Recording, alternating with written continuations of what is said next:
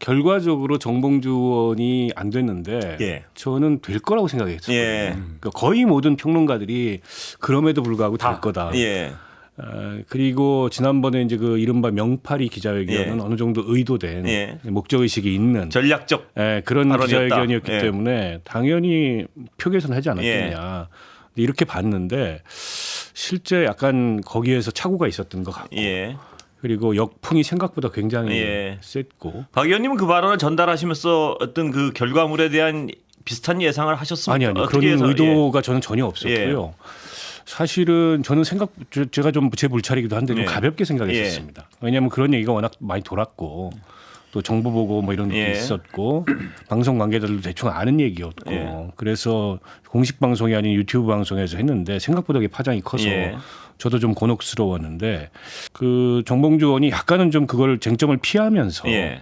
가지 않을까 이렇게 예상을 했어요. 예. 그리고 목요일 날 그 발언이 알려지고 예. 나서 주말 사이에 토요일 일요일 경기하고 대전 세종 경선이 있었는데 스코어가 그렇게 나쁘지 않았거든요. 예.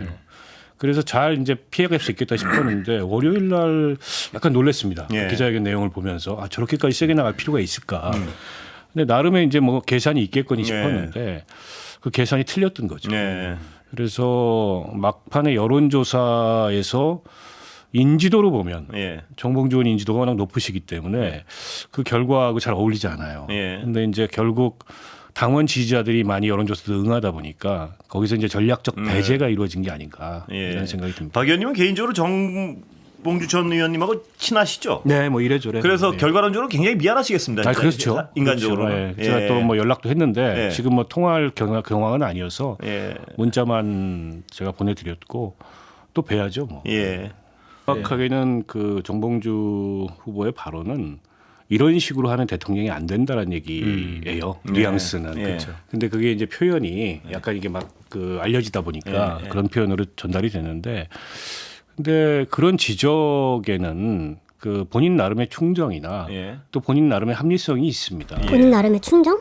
어디서 많이 들은 단어인데? 김어준이 윤석열 총장을 쉴드 칠 때 아버지에 대한 아들의 충정 같은 거라고 했었는데 초선밖에 안 했지만 당을 오래 했고 당 외부에 또 팬덤 정치도 아는 분이고 자기 팬덤도 있었고 그럼에도 불구하고 본인이 이번에 전당대회 과정에서 이러저러하게 사람들을 만나보니까 말은 못하지만 당이 이렇게 가면 외연확장 못 이룬다 이런 문제의식을 갖고 있는 것만은 분명해요. 근데 이제 그게 진정성 있게 잘 전달이 안 된 것 같아요. 아니 거기에 진정성이 어디 있었어. 나와가지고 한다는 소리가 명파리 소리가 하고 자빠졌는데 지금 지난 총선 때 정봉주 의원이 대표적 비명이라고 하는 박용진 의원 지역구에 나가서 결국엔 박용진 공천 못 받고 떨어뜨리는 데 역할을 했잖아요. 이번 박용진 떨어뜨린 거는 정봉주의 능력이 뛰어나서가 아니고 박용진이 너무 싫어서 당원들이 정봉주를 이때다 싶어서 밀어준 거야. 당내에서 비명 포지션에서 이 당의 이른바 이제 일극적인 질서를 우려하는 분들이 정봉주 의원의 이번에 이제 전당대회 과정에서 그런 어떤 비판의 메시지를 고지고대로 진정성 있게 받아들였을까 그런 게 아닌 것 같아요. 그러다 보니까 친명 쪽에서도 호응을 못 받고 비명 쪽에서도 호응을 못 받고 누구한테도 호응을 못 받는 결과가 뭔 소리야. 비명 쪽에서 호응을 받았으니까 10%, 11% 나온 거지. 나왔고 또 막판에 약간 전략적 착오로 제가 보기에 그냥 5위 안에 드는 게 목적이었으면 저렇게까지 굳이 갈 필요가 없었는데 역전을 하겠다 이런 목표를 가졌던 게 아닌가 싶어요. 근데 그렇게 되면 이제 뭐 아니면 도가 되는데 뭐가 안 되고 도가 돼버린 상황인 거죠. 전략적 착오란 얘기 마지막이에요. 비명계 투표자들의 표심에 호소했다 이렇게 보시는 거죠? 지금 그 전략적 착오라는 어떤 그것하고 여론조사에 기대를 좀 했었던 것 같아요. 그러니까 여론조사는 마찬가지로 비명계 꼭 강성 지지층만 유입되는 게 아니고 무당층이나 또 비명계 다양하게 유입될 수 있는데 근데 이제 보면 이번에도 총 투표율이 한 30% 됐고 40% 됐다 그러더라고요 마지막에. 그리고 여론조사 응답률이 이게 높지가 않습니다.